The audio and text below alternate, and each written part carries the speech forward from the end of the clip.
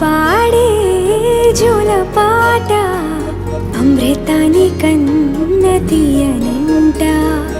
అమ్మ పాడే లాలి పాట తేనెలూరి పారే ఏరులంట. నిండు జాబిలి చూపించి రెండు బుగ్గలు గిల్లేసి, నిండు జాబిలి చూపించి గోటితో బుగ్గను